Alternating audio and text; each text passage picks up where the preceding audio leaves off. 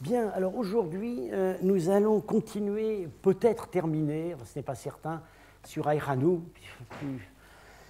Plus on reprend les dossiers d'Aïranoum, plus on découvre qu'il y a vraiment beaucoup de choses à dire. On pourrait faire une année entière sur ce site.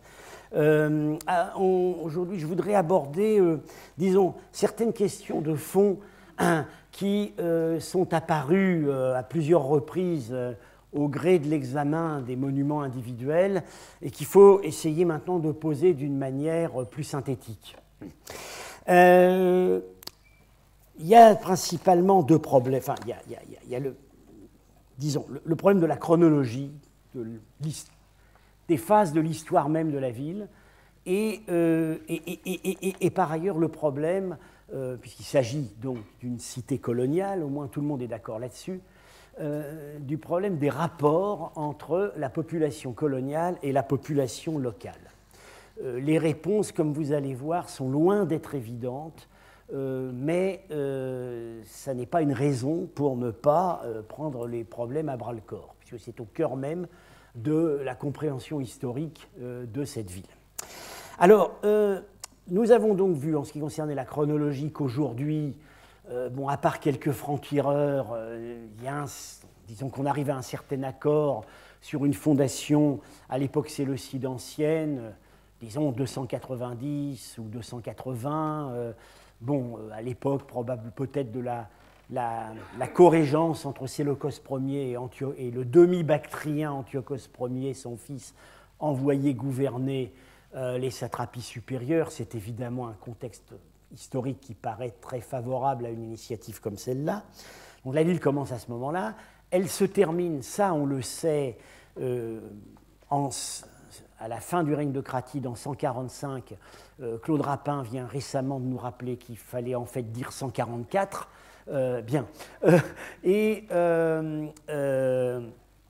Mais visiblement la dernière phase, l'époque du règne de Cratide, dernier quart de siècle de l'existence de la ville,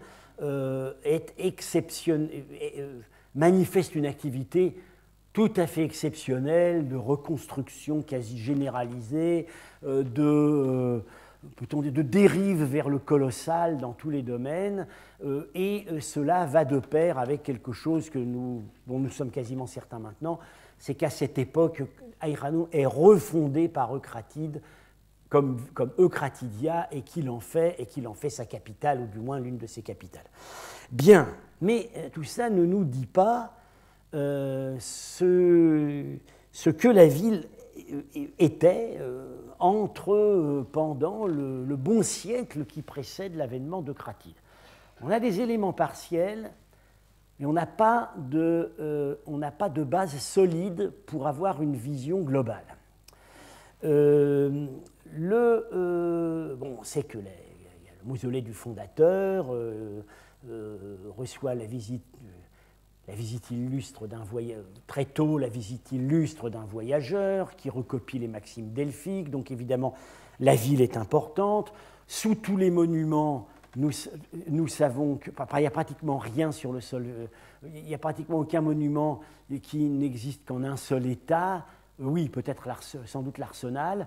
Sinon, on voit très bien qu'il y a eu plusieurs phases pour tout, pour les remparts notamment, où il y a 4 reconstructions complètes, enfin, du moins importantes. Bon, visiblement, il y a une activité, la ville est importante depuis sa fondation.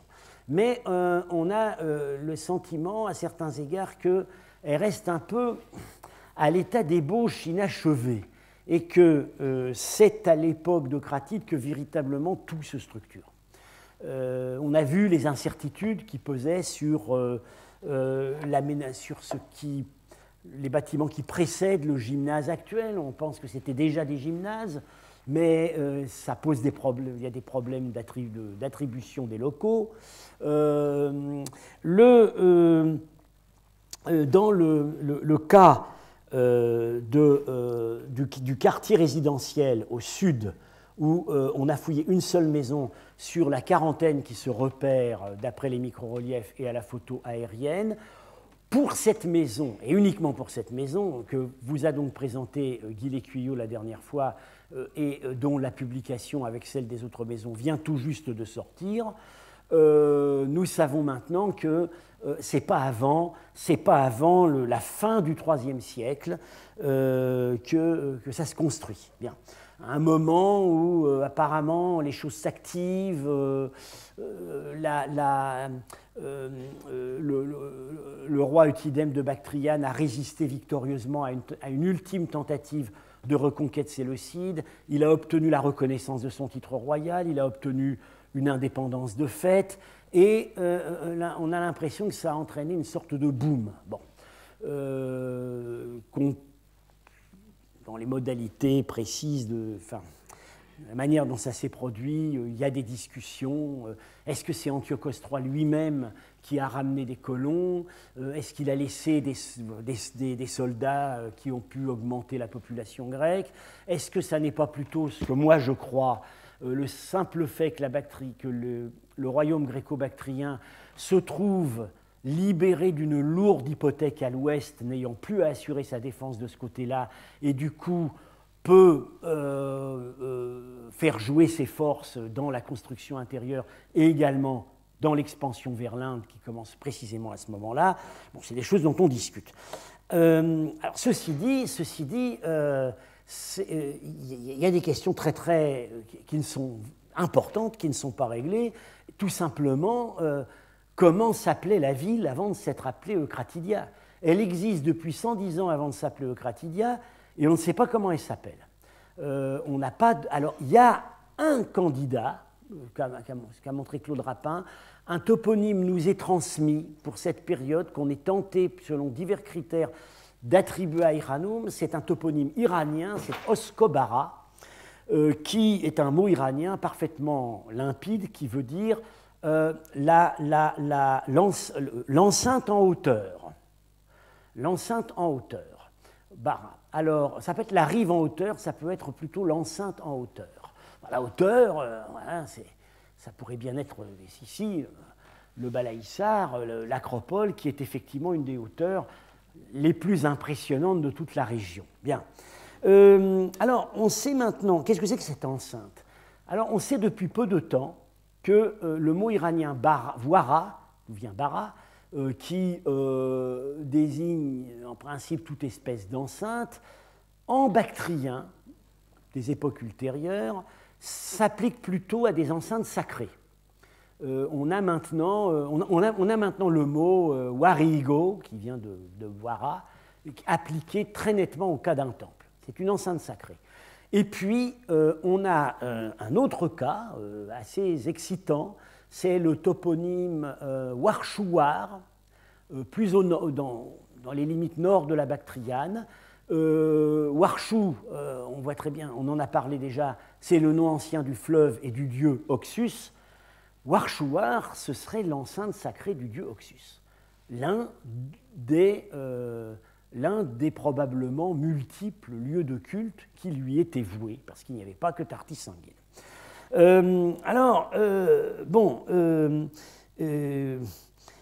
Dirait-on, il y a une enceinte en hauteur dans Aïradou. Il se trouve que c'est le monument le plus iranien de la ville. C'est l'enceinte sacrée qui entoure le podium à ciel ouvert au point culminant de l'acropole. Ce n'est pas un endroit choisi par hasard, c'est le point tout à fait le plus élevé de la ville. Et c'est vraiment là, incontestablement, un monument iranien, cette terrasse à degrés à ciel ouvert, qui rappelle évidemment la description qu'Hérodote donne des cultes des Iraniens. Alors, ira-t-on jusqu'à dire qu'au début, il y avait là un site sacré et que le premier monument de la ville était ce sanctuaire? Personne n'a proposé ça et je ne vais pas le faire non plus. Mais bon, on n'a pas le droit non plus de ne pas poser la question. Il se pose aussi un problème démographique. Si on essaie de faire grossièrement des comptages, je vais être amené à revenir évidemment sur ce qui a pu se passer à l'Acropole et ce qui a pu se passer dans cette zone nord qui, sur ces plans, apparaissent vide, et en fait nous savons qu'elle ne l'était pas, le quartier colonial. Bon, alors on a quand même quelques critères pour faire des extrapolations de chiffres de population, le nombre des pièces. Mettons dans chacune de ces grandes maisons du quartier sud une famille de colons grecs, famille élargie, bon, une dizaine de personnes, une domesticité. Les domesticités devaient être abondantes, la main-d'œuvre était évidemment servile ou même libre, ne devait pas être chère. Bon, mais si on fait un simple calcul, on arrive pour 40 maisons, 500 personnes, peut-être un peu plus. Ce n'est pas ça qui nous donne une ville. Le chiffre actuellement retenu en France par les recensements pour définir ce qu'est une commune urbaine, c'est 2000 habitants. Alors, bon, même en rajoutant le personnel, sans doute lui aussi pléthorique, qui devait parcourir les infinis couloirs du palais, ce qu'il y avait autour du temple, bon, on n'arrive pas à des chiffres très massifs, en laissant pour le moment, évidemment, entre parenthèses, ce qui a pu se passer ici et là. Alors, je dirais, cette question du chiffre de la population, on peut espérer le faire progresser, de même d'ailleurs que la question des rapports entre population grecque et population locale. On ne peut faire progresser la question que si on sort des remparts de la ville. Il faut sortir des remparts de la ville. Parce qu'en dehors des remparts de la ville, il se passe beaucoup de choses. Aï-Khanoum occupe la partie sud, je l'ai déjà dit, d'une assez grande plaine, d'une quarantaine de kilomètres de long, une dizaine de kilomètres de large, dont nous savons qu'elle était presque entièrement mise en valeur dès l'époque achéménide, enfin, déjà dès l'âge du bronze, il y a des canaux, et à l'époque achéménide, au moment où les Grecs arrivent, la plaine est richement mise en valeur. En fait, la contribution propre des Grecs, oui, alors j'avais qu'à cliquer là-dessus, voilà. Voilà le schéma de la plaine. Aï-Khanoum est ici, hein, ça s'étend tout du long. Hein. Elle est parcourue par 3 canaux. 3 ou 4 3. 3 canaux. Et la contribution propre des Grecs, c'est uniquement ça. C'est-à-dire le canal AK1, qui est en fait un canal extrême, puisqu'il est vraiment le plus proche du Piémont, et il court dans des conditions littéralement acrobatiques, les accidents, les ruptures devaient être assez fréquentes, et sachant qu'il ne peut évidemment mettre en valeur que des terres situées en contrebas, vous voyez qu'en fait, c'est un gain marginal. Coût énorme de construction et d'entretien pour un surplus de surface irriguée fort maigre. Donc ça, c'est quand même parlant. Ça veut dire qu'ils étaient dans une situation probablement de surcharge démographique. Il y a une faim de terre. C'est ce qu'on appelle, ce que nos historiens du monde occidental appellent un monde plein. La Bactriane, à la fin de la période grecque, c'est probablement un monde plein. Elle a dû atteindre les extrêmes limites possibles de la mise en valeur par l'irrigation, limites qui peut-être n'ont jamais été retrouvées depuis. Bien. D'ailleurs, l'observation ne se limite pas qu'au canal de la plaine d'Aï-Khanoum, puisque la prospection a aussi concerné les régions voisines, les plaines voisines. La plaine d'Aï-Khanoum est ici, et vous voyez donc ici le schéma de mise en valeur. Évidemment, on n'a que la rive gauche, puisque la rive droite était côté soviétique, pour la période grecque. Toutes les terres possibles ont été mises en valeur, y compris au prix de travaux d'ingénierie extrêmement spectaculaires, comme ici un canal creusé dans des conditions assez dures, qui rejoint en fait 2 vallées. Il y avait des zones marécageuses. Cette zone-là marécageuse a été mise en valeur en fait après. On sait maintenant que Aï-Khanoum avait peut-être même dans son territoire administratif la plaine du Kizilsou qui se trouvait ici, qui a récemment donné une magnifique inscription grecque. Bon. Donc, et les mêmes observations valent, c'est une mise en valeur intensive, sous réserve tout de même de ces plaines marécageuses qui vont être maîtrisées seulement à la période ultérieure. Les choses ne s'arrêtent pas là, il n'y a pas que la plaine, il y a la banlieue. Entre la plaine et Aït Khanoum, il y a la banlieue. Et la banlieue, elle est densément occupée. Alors, voilà ici Aït Khanoum, et voici les résultats d'une prospection combinée à l'étude des photos aériennes qui a été réalisée par Henri-Paul Francfort à l'époque. Il a distingué entre une zone A qu'il appelait carrément urbaine, donc on est en dehors du rempart, mais on est dans un schéma de densité qu'on peut qualifier d'urbain, semi-urbain ici, et plus loin, disons, périphérique. Bien. Ce qu'on note tout de suite, c'est que ce sont, d'après les lignes observables au sol et surtout à la photo aérienne, ce sont des bâtiments importants, occupant des grandes cours. C'est visiblement un habitat d'un niveau social élevé. Ce qui a été fouillé, c'est uniquement un mausolée de la nécropole ayant appartenu à une famille de colons grecs, et à côté l'un de l'autre, un assez grand temple et une très grande maison. Il y en avait évidemment bien d'autres, surtout le long de l'axe de cette route. Par ailleurs, le type de matériel relevé au sol, et qui a permis d'établir cette carte, montre également des constructions avec un certain décorum, puisque le critère retenu par Henri-Paul Francfort pour, par exemple, qualifier cette zone d'encore urbaine, c'est non seulement la densité observable des structures, mais c'est aussi la proportion, la quantité d'éléments de pierre taillée, de tuiles et de briques cuites trouvées au sol. Ça, ce n'est pas des petites baraques. Ça ne peut décorer que des monuments, soit publics, soit privés, mais assez somptuaires. Bien. Alors, les choses ne s'arrêtent toujours pas là, puisque dans la partie nord de cette plaine, à peu près, je crois, 1,5 km de la ville d'Aït Khanoum, donc il n'y a pas plus de distance entre cette structure-là qu'il n'y en a à l'intérieur même de la ville. On est dans un espace en fait continu.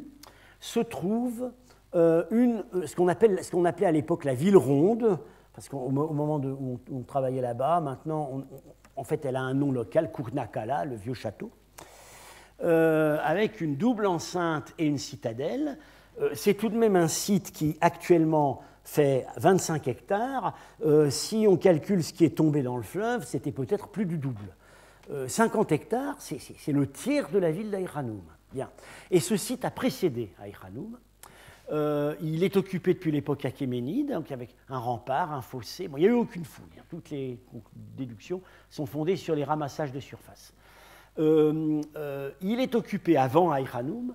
Il n'est pas déserté pendant l'époque où Aït Khanoum est occupé par les Grecs, ça c'est très important à prendre en compte, et il vit longtemps après Aït Khanoum, jusqu'à l'époque dite Eftalo-turque, 6e, 7e siècle. Et en fait, c'est le site qui garde le grand point de franchissement de la Moudaria qui se trouve face à la vallée du Kizilsou. Beaucoup plus encore qu'Aït Khanoum. Aït Khanoum est un site stratégique par sa morphologie et la présence d'une grande acropole facilement défendable par la nature, mais le vrai site stratégique par la position, c'est Kournakala. Et en fait, il faut maintenant, du coup, en venir à l'idée que Aït Khanoum, ce n'est pas seulement ça, mais que c'est peut-être bien aussi tout ça. C'est-à-dire cette ville préexistante qui ne cesse pas d'être occupée, et un tissu continu qui rejoint les deux sites. Ce qui nous amène à déboucher sur la seconde question posée au préalable. Les rapports, quels pouvaient bien être les rapports entre cette population coloniale grecque, si nombreuse qu'on se plaise à l'imaginer, c'est tout de même pas elle qui remplissait la plaine et toutes ces maisons, d'une part, et la population locale qui n'a certes pas disparu. Bon, il y a des cas de situation coloniale connus dans le monde antique qui s'imposent sur des génocides, des massacres, où une population en remplace une autre. Il y a des cas en Sicile avec la colonisation grecque. Ça n'a évidemment jamais été le cas en Bactriane. Bien. La question, en fait, la question des rapports entre les deux populations est une question qui ne nous hantait pas vraiment à l'époque où nous travaillions ensemble à Iranum et où nous allions d'émerveillement en émerveillement devant ces vestiges grecs. Elle a été posée assez brutalement, mais de manière pertinente, à Paul Bernard en 1980, je crois, 82, après que la fouille ait été terminée, quand il a donné une conférence au musée de l'Ermitage. Cette conférence a suscité un grand intérêt chez nos collègues, et Vladimir Lifshitz, le grand épigraphiste, le grand spécialiste de la langue sogdienne, lui a posé la question suivante. On a très bien vu les Grecs dans tout ce que vous nous avez dit, mais où sont les Bactriens? Non. Paul Bernard était revenu assez ébranlé de cet entretien parce que, effectivement, du point de vue de Lifshitz, philologue iraniste qu'il était et qu'il est toujours, nous venons de célébrer ses 90 ans, il est en train de publier 3 livres, il ne pouvait que constater que dans les siècles suivant les Grecs, on ne voit pratiquement plus que les Bactriens. Leur langue s'impose dans l'usage officiel à partir du 1er siècle de notre ère. Elle a un indice qui n'est pas indifférent. Il y a fort peu d'emprunts de mots grecs dans la langue bactrienne connue ultérieurement. L'emprunt principal, c'est tout simple, c'est seulement le système d'écriture. Ils ont gardé l'alphabet grec, mais la langue bactrienne elle-même est restée remarquablement pure. Il n'y a pas beaucoup d'emprunts au grec. Il y a le mot coton, il y a le mot parchemin, il y a le mot, quelques mots empruntés à un vocabulaire de culture, mais vraiment fort peu. Bon. Ça n'a rien à voir avec les emprunts arabes en persan qui représentent les 2/3 du vocabulaire. Rien à voir. Les usages de chancellerie qu'on décèle dans les archives bactriennes qu'on connaît maintenant, dont on a un lot qui commence au IVe siècle, renouent complètement avec des usages d'époque achéménide ou babylonien. Les formules protocolaires sont les mêmes, le mode de rédaction des documents est le même. On a l'impression que l'épisode grec n'a pas existé. Il est resté quelques noms de mois, bon, il y a le mois de Déméter, mais fort peu de choses. Bon, le système, la façon de nommer les monnaies, certaines, le drachme, le statère, mais pas grand-chose d'autre. L'onomastique bactrienne des siècles ultérieurs ne comporte pratiquement, je me demande même si elle comporte un seul nom grec. Il y a des noms sur Déméter, mais on ne voit plus survivre les noms grecs. Alors qu'en Iran, il y a encore à l'époque sassanide des gens qui s'appellent Séleucos ou Antiochos. Il n'y en a plus en bactrienne Kushan. Alors certes, là où l'emprunt est spectaculaire à la période grecque, c'est les images des dieux. Mais ces dieux, quand on nous les montre, ils sont presque toujours renommés dans le système religieux local. Alors, du coup, évidemment, on se dit, mais ces Bactriens qui ont manifesté une telle vitalité, une telle résistance finalement à la déculturation, où sont-ils? Où étaient-ils à l'époque d'Aïranum? Alors, bon, on a plusieurs modes de réponse. Premier type de réponse, que j'ai déjà eu l'occasion d'aborder. Disons, ce sont les impressions un peu subjectives que donne le matériel archéologique. Bon.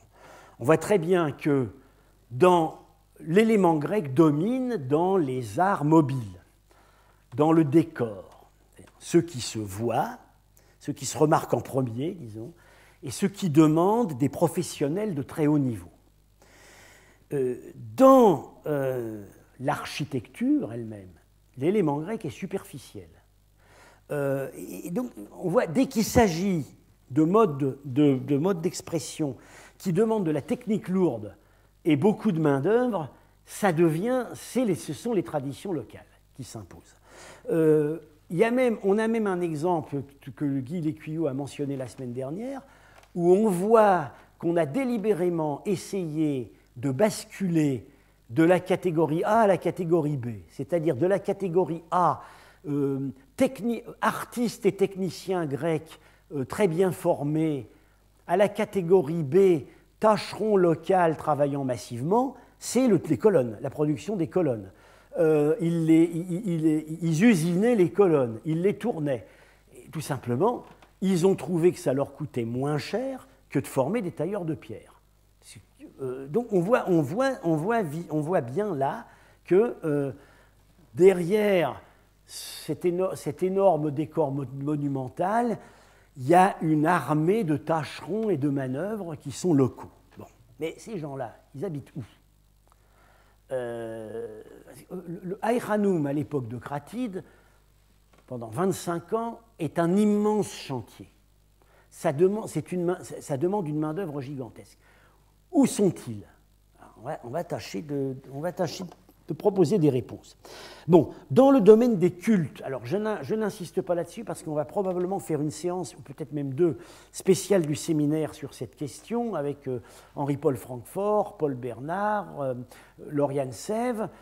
Dans le domaine des cultes, bon, le mélange est évident. Un mélange d'ailleurs pas à deux termes. Il y a du grec, il y a de l'iranien, éventuellement zoroastrien, il y a probablement du mésopotamien, et il y a sans doute aussi du local profond et très ancien. Bien.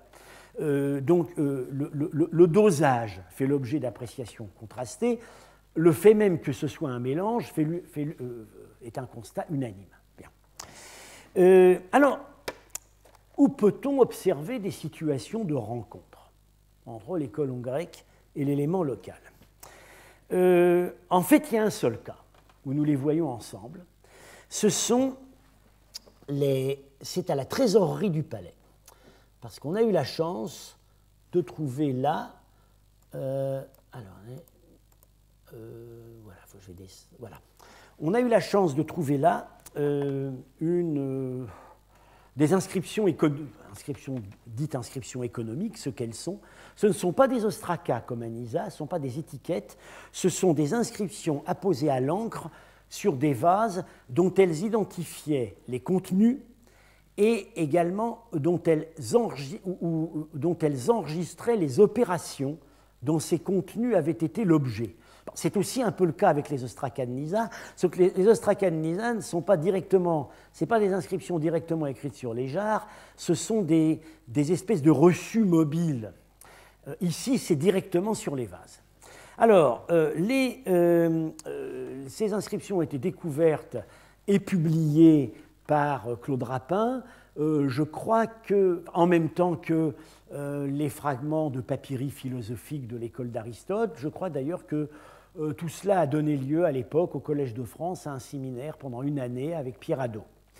Au moins pour les papyri philosophiques, donc qui ne nous intéresseront pas ici directement, puisque dans le cas des papyri philosophiques, il s'agit évidemment d'un élément culturel d'identité grecque supérieure. Ça ne nous dit pas grand-chose sur les dialogues qui pouvaient se nouer avec la population locale.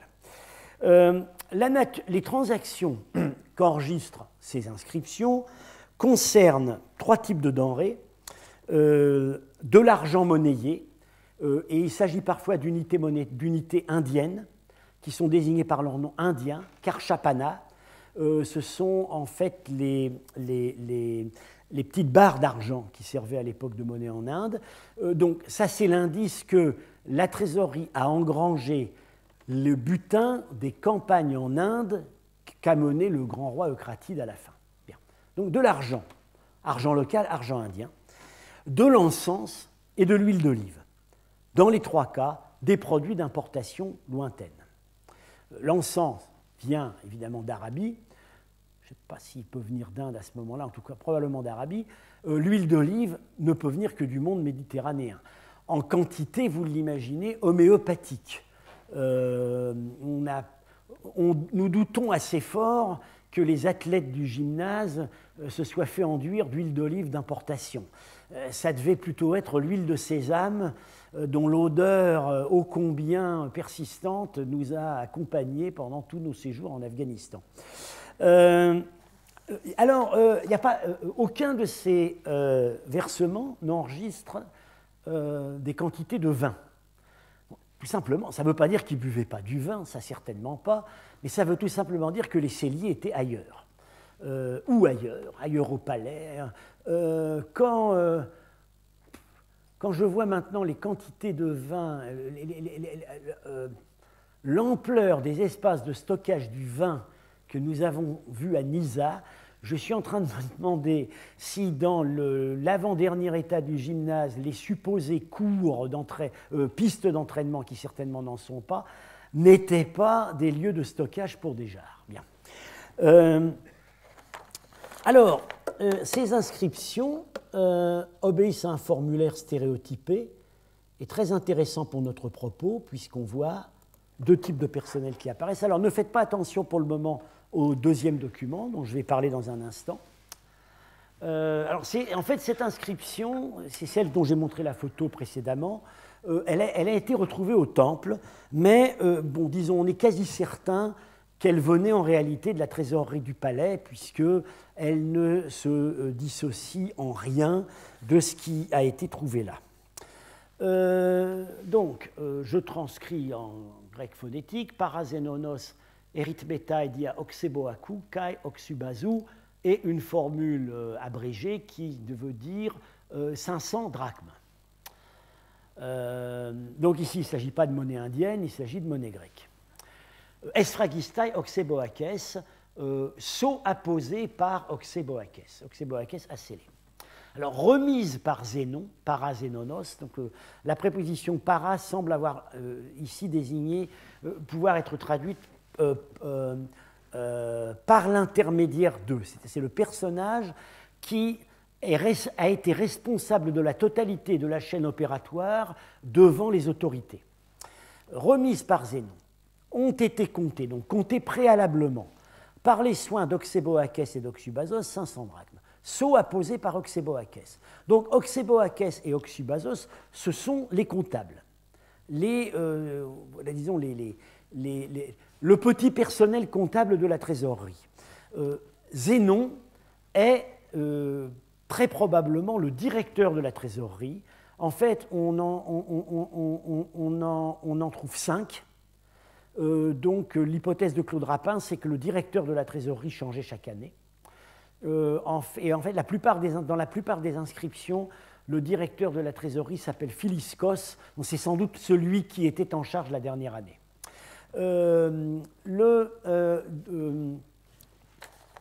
Ce directeur de la trésorerie, son titre n'est pas mentionné dans ces documents, puisque ça devait aller de soi. On suppose qu'il s'agit du fonctionnaire qui est par ailleurs connu dans le monde séleucide comme le gazophylax, directeur du Trésor, gazo étant un mot d'emprunt iranien. C'est le mot qui veut dire trésor, dont j'ai été amené à parler déjà à plusieurs reprises. Alors, ce qui est intéressant, c'est que tous les directeurs de la trésorerie mentionnés, il y en a 5, sont tous des Grecs. Ont tous des noms grecs. Je ne vais pas aller jusqu'à dire qu'avoir un nom grec veut dire qu'on est grec, avoir un nom iranien veut dire qu'on est iranien, mais disons, bon, leur identité onomastique affichée est grecque. C'est déjà important à constater.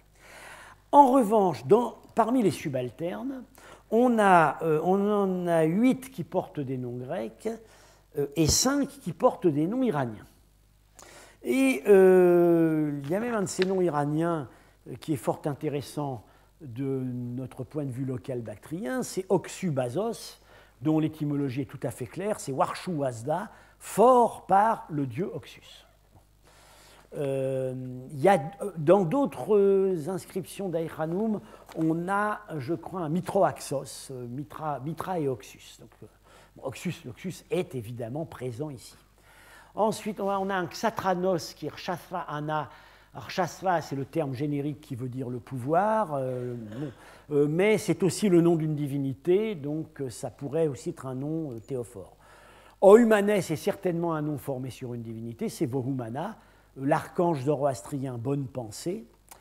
Ariandes est un épithète qui veut dire rapide, intrépide, mais qui peut être, ça peut être aussi interprété comme épithète divine, parce que, par exemple, on dit de Mitra qu'il a des chevaux arwantes et de rapides, etc. Et Oxeboakes, plus problématique, peut-être Urshia Wahuaka, qui fait croître le bien. Alors, ce qui est intéressant, c'est que ces noms, bon, d'abord, ce sont des noms à étymologie iranienne, et culturellement, ce sont des noms qui parlent. Il y a un élément local avec l'Oxus, et puis on constate quand même qu'il y en a au moins, je dirais, 3 qui font référence à des divinités spécifiquement zoroastriennes ou à des modes, à des valeurs qui sont assez typiques du zoroastrisme. Faire croître le bien, c'est pratiquement des formules de citation de l'Avesta. Donc on a là une onomastique qui est bien solidement zoroastrienne, comme on a vu que c'était le cas aussi à Nisa. Alors évidemment, il faut être prudent quand on interprète ça. L'onomastique, les noms sont vraiment significatifs d'un phénomène culturel au moment où ils apparaissent, quand on estime nécessaire de nommer un enfant d'après une certaine divinité ou d'après un certain personnage. Après, il y a un phénomène de conservatisme. C'est-à-dire qu'on peut très bien avoir des gens qui n'étaient plus très zoroastriens, mais dont les ancêtres l'avaient été sous les Achéménides, et qui continuaient à se transmettre des noms comme ça dans les familles. Enfin, bon, c'est quand même, tout ça est quand même significatif. Donc, là, on saisit sur le vif cette structure de bureau où on a le chef de bureau qui est grec et le petit personnel qui est mixte, iranien et grec. C'est le seul cas de rencontre que nous pouvons saisir au niveau des personnes. Bien. Alors, il y a un autre document qui est d'un intérêt considérable, en fait, intérêt que j'avais, dont je ne m'étais pas rendu compte avant de reprendre la question.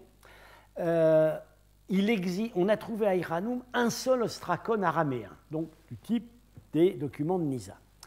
Il provient du temple et probablement vraiment du temple parce qu'il n'est pas dans le dernier, il vient pas du dernier état, c'est-à-dire la réoccupation post-grecque où là les objets mobiles ont pu beaucoup se promener d'un endroit à l'autre de la ville.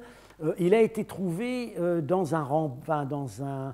bien stratifié un moment qui correspond à la dernière reconstruction du temple. Donc, ça doit venir du temple et c'est vraiment à l'époque grecque. Alors, je crois que j'ai la photo qui est...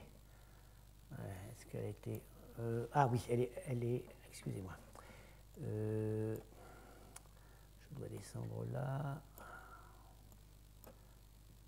Voilà. Voilà.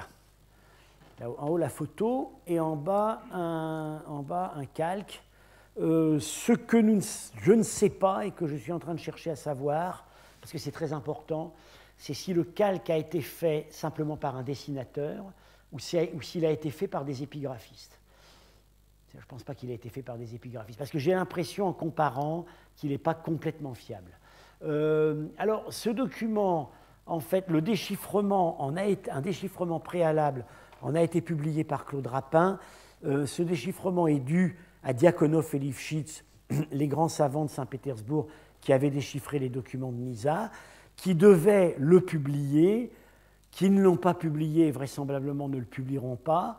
Il faut savoir aussi que, à l'époque, les comparaisons sur lesquelles ils pouvaient s'appuyer, c'était les documents araméens et achéménides, d'une part, et d'autre part, les documents de Nizza.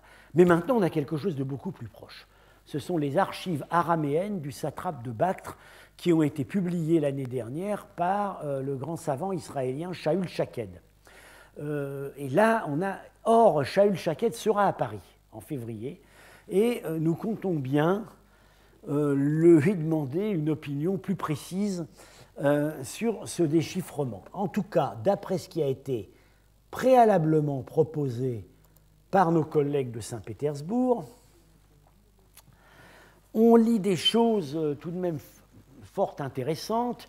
Alors, donc, Samra Zarnouch, je vous avais expliqué ça à propos des documents de Nizza. Quand on met les mots en capitale, il s'agit de vrais mots araméens sémitiques, et quand on les met en minuscules, il s'agit de mots iraniens empruntés en araméen. Bien entendu, les critères du choix entre l'un et l'autre ne sont pas forcément très sûrs. Alors ici, on lit donc, sans peut-être un idéogramme qui traduise préfect, en termes d'autorité, bon, c'est très hypothétique. Ensuite, un chiffre, 12. Ensuite, semble-t-il, on lit assez bien Dat Barak,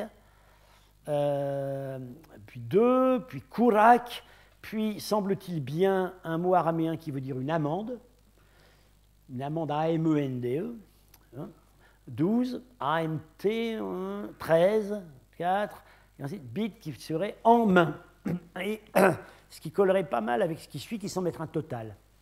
C'est-à-dire ce qui a véritablement été collecté, bon, au total. Alors, là, on voit, bon, il y a des chiffres mentionnés, mais on n'a pas l'impression qu'il s'agisse de la même chose que les documents grecs dont il a été question plus haut. Il y a au moins un terme qui semble juridique, c'est celui-là, qui signifie amende. Quant à Dat Barak, Diakonov et Lifshitz l'ont interprété, si c'est bien ça qu'on lit, l'étymologie est claire, c'est un mot iranien, Data Bara, qui apporte la loi, qui porte la loi, ou qui soutient la loi. Bien. Il a été interprété comme un nom de personne, ce qu'il peut être. Mais c'est aussi le nom iranien habituel pour le juge, qu'on retrouve plus tard en Pélévi sous la forme d'Adwar. Et on aurait là, à ce moment-là, un deuxième terme juridique. Et ce qu'on aurait peut-être sous les yeux, c'est une activité judiciaire indigène qui fonctionnait pour les justiciables locaux parallèlement à l'activité judiciaire grecque. Et si ce document vient véritablement du Temple, on peut peut-être même aller un petit pas plus loin et supposer que le siège de cette activité judiciaire indigène, c'était le Temple. Alors, je rappelle tout de même que le justiciable le plus connu de toute l'Antiquité, à savoir Jésus-Christ, quand il a été arrêté, a d'abord été traduit devant la justice juive. On l'a fait comparaître devant le grand prêtre Caïphe au Temple, et ensuite celui-ci, se déclarant incompétent, l'a remis à la justice romaine, c'est-à-dire Ponce Pilate. Ce phénomène, en dehors de l'exemple de Jésus, ce système double où les tribunaux grecs jugeaient les Grecs et où les différentes communautés indigènes étaient jugées selon leurs droits coutumiers par leurs propres tribunaux, est bien connu dans la totalité du monde hellénistique. En Égypte, les Égyptiens étaient jugés par les tribunaux locaux, toutes les communautés locales étaient jugées. Bon, et là, on aurait donc, si c'est vraiment ça, c'est une des évidences les plus intéressantes que nous avons sur ce qu'a pu être la structure coloniale à Irano. Alors, nous attendons très impatiemment les avis de notre collègue Shaul Shaked. Kourak, si c'est bien ça qu'on lit, c'est un mot iranien, ça pourrait être le diminutif de Kourouch, qui est le nom tout simplement le nom du roi Cyrus. Bien.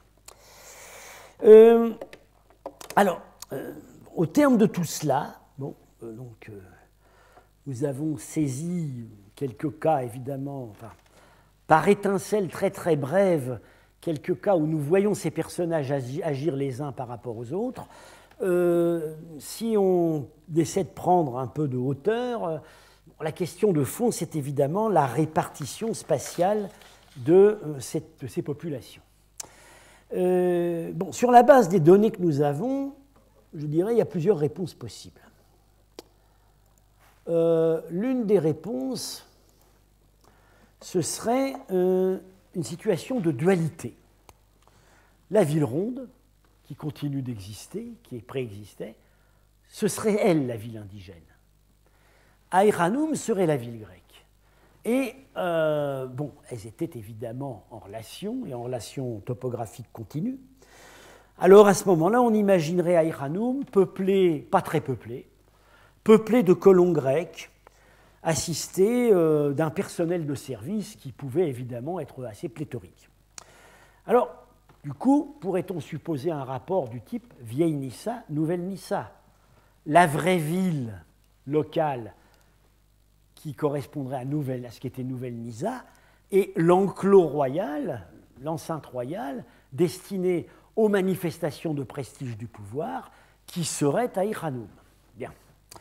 Ce serait une solution à deux difficultés. Première difficulté, comme on soupçonne qu'Aïranoum ne s'est quand même pas construite très vite, que ça a balbutié pendant quelques décennies et qu'on ne voit pas très bien ce qu'il y avait au quartier résidentiel avant la dernière période, est-ce qu'on ne pourrait pas imaginer que les premiers colons grecs se seraient tout simplement établis, auraient pris une partie de l'ancienne ville indigène, ou se seraient plutôt établis hors les murs? Bon.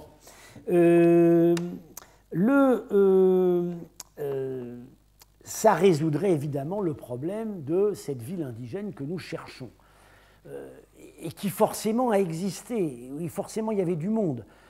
Ne serait-ce, on peut le dire on peut en être certain d'après deux considérations. Une dont j'ai déjà parlé, la main-d'œuvre de ces énormes chantiers. Où était-elle? Elle venait quand même pas du fond de la campagne, elle devait être à proximité. Bien. On ne va peut-être pas non plus imaginer un village de tentes. Ces travaux duraient longtemps, devaient s'étendre sur toute l'année. Bien.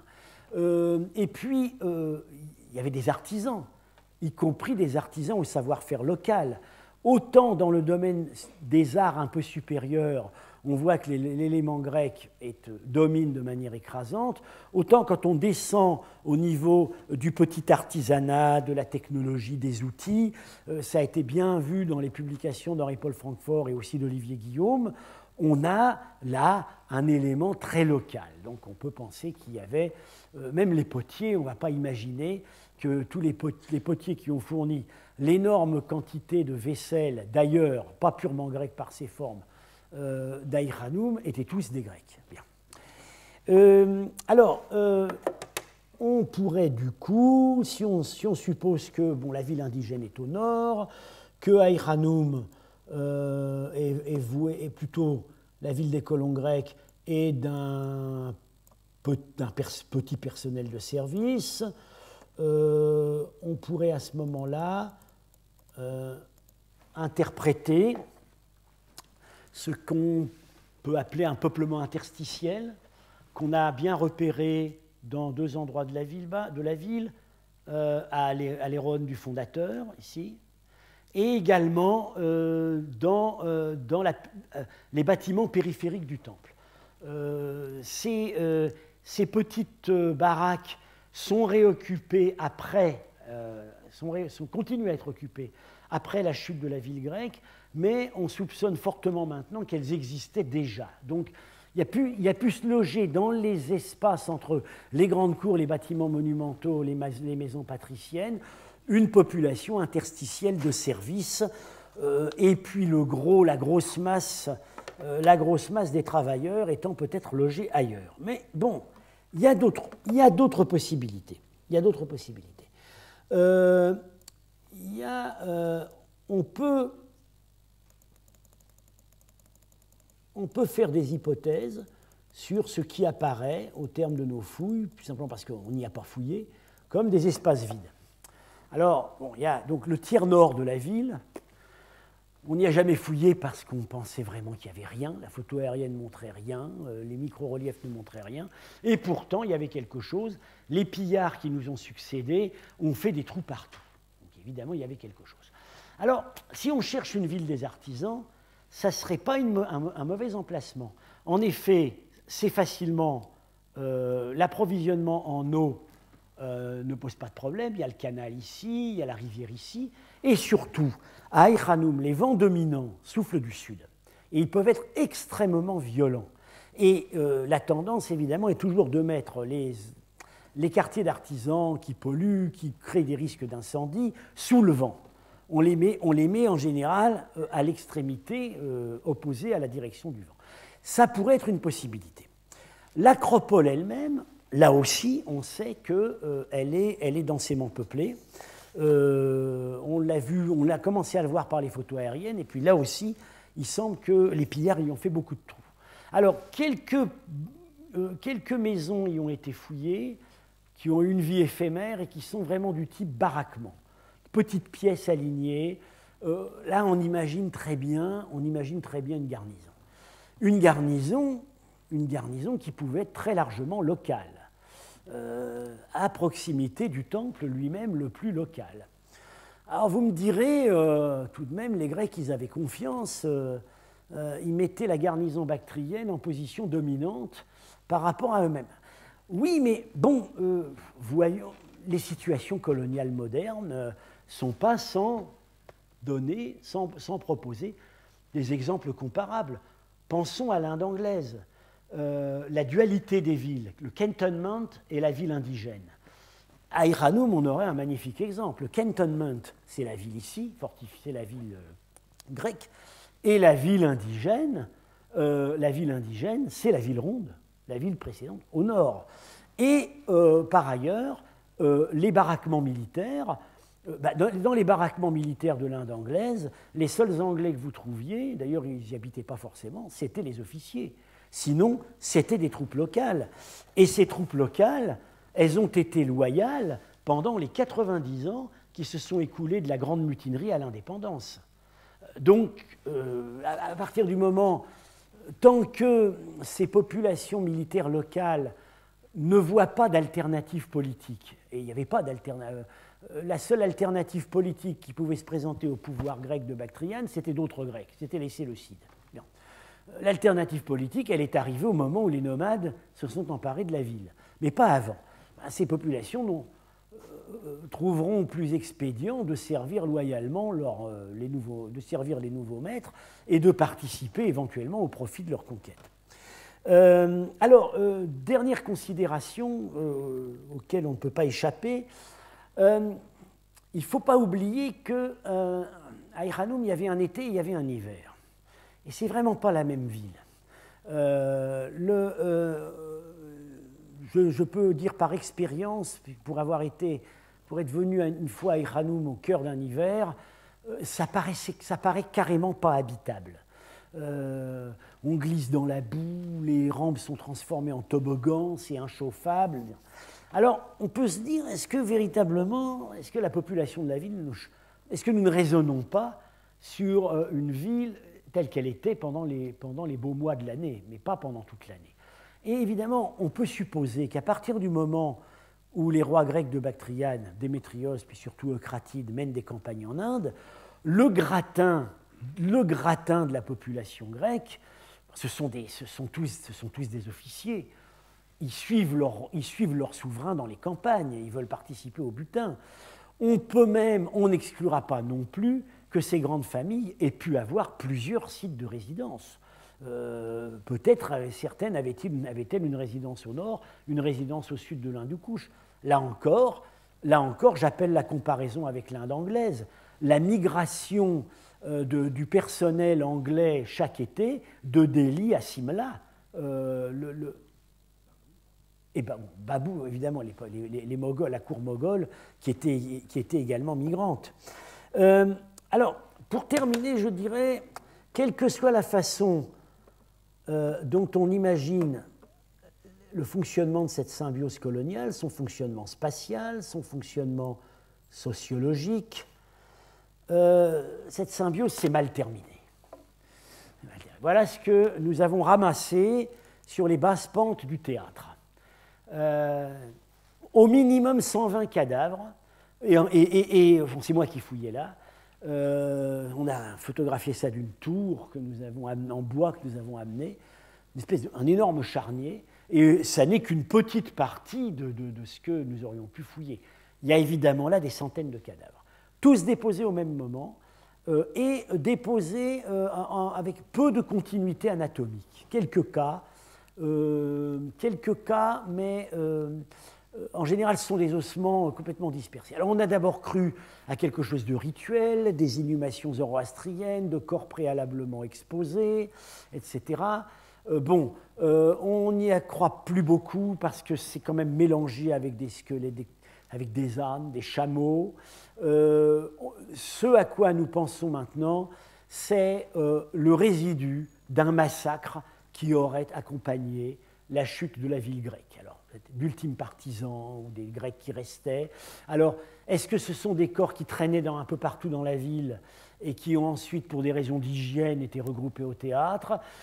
Est-ce que le massacre a eu lieu au théâtre? Les théâtres sont des lieux très commodes pour regrouper des prisonniers. On peut penser aux Veldives, on peut penser à Santiago du Chili. Bon, voilà. Mais il y a évidemment un épisode violent à la fin. Et puis ça ne s'arrête pas là. J'ai parlé donc des réoccupations, des pillages des grands monuments. Dans certains cas, ça s'explique, c'est vraiment l'effet d'aubaine, c'est que les Grecs ne sont plus là, ou peut-être ne sont-ils pas revenus d'une campagne en Inde, c'est aussi une hypothèse qu'on avait faite. Il y a un raid de nomades, on sait que les Grecs ne reviendront pas, la population indigène, en partie sur place dans la ville, en partie autour, vient se servir de matériaux de construction, passe les pierres au four à chaud, démonte tout. Bon, mais d'accord, il y a l'effet d'aubaine, mais il n'y a pas que ça, il y a aussi des agressions symboliques. Le grand incendie du palais n'a pas d'explication rationnelle économique. La destruction de la salle de culte du temple, apparemment très violente, n'a, semble-t-il, pas non plus d'explication véritablement économique. Donc, il y a eu évidemment des vengeances, il y a eu des règlements de compte, ça paraît évident. Par ailleurs, j'ai évoqué le fait que cette réoccupation ultime cette dernière phase de squattérisation de la ville s'est faite dans un contexte de domination nomade. Alors, on en a la preuve, on en avait des indices par la céramique, il y a quelques formes de céramique qui semblent être d'origine nomade, mais surtout, on a cette inscription sur un lingot d'argent. Alors, ce lingot d'argent est le produit de la refonte, probablement, de ces pièces de monnaie grecques et indiennes qui se trouvaient dans les pots de la trésorerie. Et ce lingot a été, le poids, l'inscription n'est pas déchiffrée, mais c'est une inscription de type runique, dont il existe un seul autre exemple, c'est dans le Kourgan Issik au Kazakhstan, dans une tombe, disons, Saka, qui a été datée plus tôt, mais on pense maintenant qu'elle est de cette époque-là. Bon, là, c'est très net, ça indique qu'il y a eu une espèce de chancellerie rudimentaire travaillant pour des maîtres nomades qui a migré de l'actuel Kirghizistan à Aïranoum. C'est ce que nous pensons identifier comme la première vague des envahisseurs. Et c'est dans ce contexte que la population locale se réapproprie l'espace urbain sans intention d'y rebâtir quoi que ce soit de véritablement urbain. La seule chose qu'ils font, c'est qu'ils recreusent le canal d'adduction d'eau parce qu'il faut boire. Mais ils n'ont visiblement jamais eu l'intention d'y rebâtir quoi que ce soit. Ils exploitent ça comme chantier. Alors que tout le reste est livré au pillage, Claude Rapin a bien pu montrer que l'endroit où se trouvaient les vraies richesses, c'est-à-dire la trésorerie du palais, étaient gardés. Les nouveaux maîtres se sont rapidement arrogés la possession des pierres semi-précieuses et des métaux précieux. Pour le reste, ils ont laissé les gens faire à leur guise. On n'oubliera pas non plus que cette population locale qui réoccupe la ville continue à produire des poteries, ne rejette pas l'héritage grec dans tous les domaines. Il semble qu'il y ait un rejet de l'héritage grec dans les manifestations les plus agressives, les plus symbolique du pouvoir, comme la grande statue de culte, mais par exemple, dans le cas de la céramique, on a 2 fours de potier qui datent de cette ultime période et qui certainement ont produit la même poterie qu'à l'époque antérieure. C'est-à-dire que les potiers qui travaillaient pour les Grecs étaient déjà probablement en grande majorité des locaux et ils ont continué à l'être. Mais là, on est passé d'une culture à l'autre, ou plutôt une culture qui s'était surimposée s'est évanouie, subsistera dans certaines des sphères les plus élevées des expressions culturelles, comme l'iconographie religieuse, etc. Mais pour le reste, vraisemblablement, la vie a repris comme elle avait existé avant les Grecs, c'est-à-dire avec un recentrement sur l'ancienne ville ronde au nord, une occupation qui continue dans la banlieue, les canaux d'irrigation toujours entretenus. Voilà, mais les fondamentaux restent les mêmes, la population locale reste la même, mais ils se sont débarrassés des Grecs. Voilà, donc nous en avons terminé avec Aïchanoum. Et peut-être après une petite pause de 2-3 minutes, je vais passer la parole à mon collègue Julio Bendezou, donc que je vais présenter tout à l'heure et qui nous parlera des villes de l'âge du bronze. Ce sera la première de 2 interventions.